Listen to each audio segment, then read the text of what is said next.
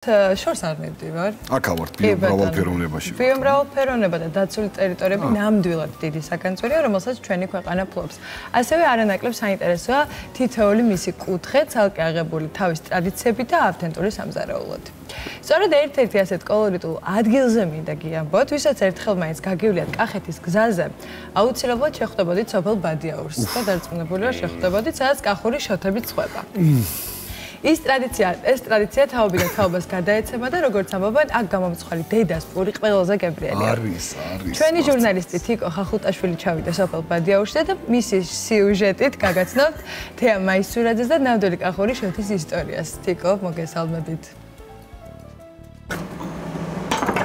ეს არის ნამდვილი კახური შოთი, მეორე სახელი დედას პური.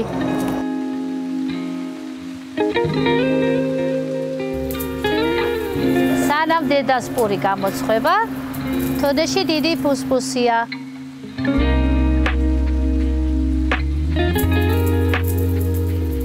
პურის გამოცხობა საერთოდ საუკუნოვანი ტრადიცია არის კახეთში. ადრე ყველა აცხობდა ოჯახში პურს. ყოველ დღესასწაულზე, ყოველ კვირაში ერთხელ პური აუცილებლად უნდა გამომცხარიყო ოჯახში.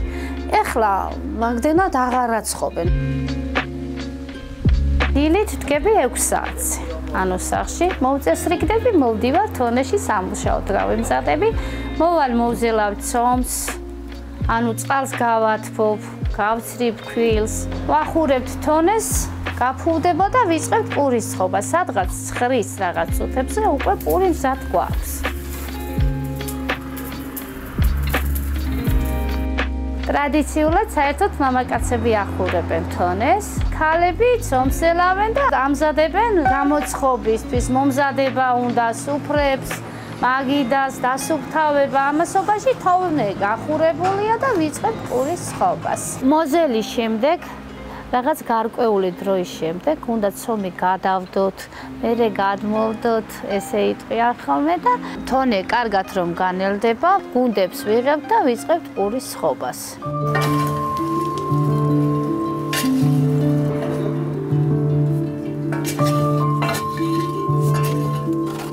ძალიან ცხარია თონე და უნდა დაველოდოთ მონელებას.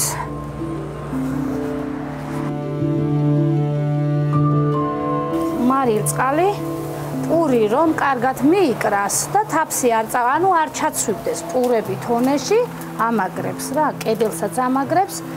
ანუ ძველად ეძახდნენ მარილი უნდა აჭამო თონეს. აუცილებლად თონეც ინარჩუნებს, აი დიდხანს ძლებს, მარილი უნდა ჭამოს თონემ და ესევე პურისთვის არის კარგი. პურმაც უნდა აიღოს მარილი, კედლიდანაც. ადრე შვილს რო გზავნიდნენ ნომში, დედა ჩაუდებდა ჩანთაში. ყველაზე დიდხანს ეს პური ძლევდა და დედას პური ომში რომ მიდიოდა შვილი, თავის პურს ატანდა დედა და ანუ ოჯახის სიმბოლოა. სითბოს სიმბოლოს ნიშნავს შოთი.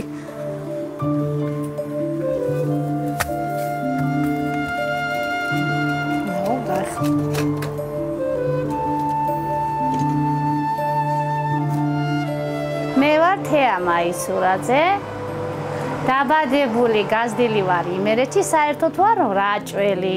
16 წლის ასაკში გავთხოვდი სოფელ ბადიაურში. ბადიაურში ვცხოვრობ 31 წელი. რაჭაში იციან სხვანაირი პური, უფრო ლავაშივით პური. აქ არის შოთი პური. მაგით განსხვავება არის.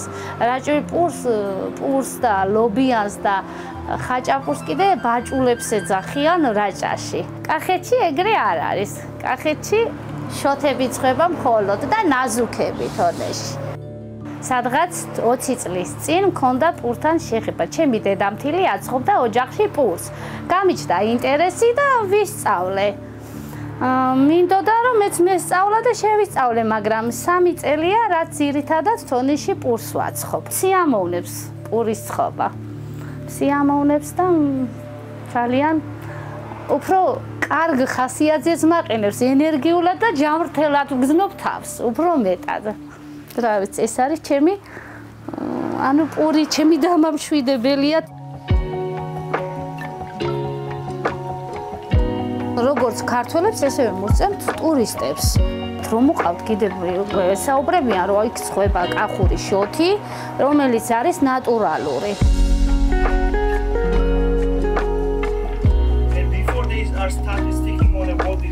ყავს ისეთი ტურისტი, რომელიც მეოთხედ მოვიდა ერთ წელიწადში იმდენად მოსწონს. ეს პური და ყველი ჩვენი ბადიაურის.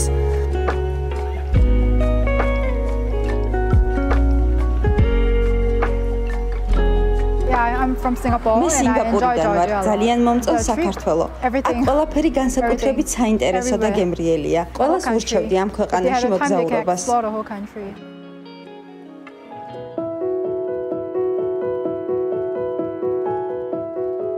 ყველა ბალახს სხვადასხვა გემო აქვს და განსაკუთრებული გემოთ იმიტომ გამოირჩევა ეს ყველი. ზოგადად უფრო თის ყველია გამორჩეული.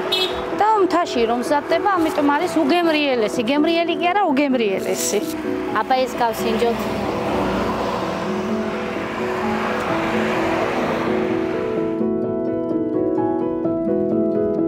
განსაკუთრებით მახარებს ტურისტების სტუმრობა ჩვენთან. მიხარია რომ მოსწონთ ჩვენი გამომცხვარი პური, ყველი და კმაყოფილ სახეებს რომ ხედავ. ჩემი მიზანია ჩვენი კულტურა გავიტანო საზღვარგარეთ და მინდა რომ გავაცნო მთელ მსოფლიოს.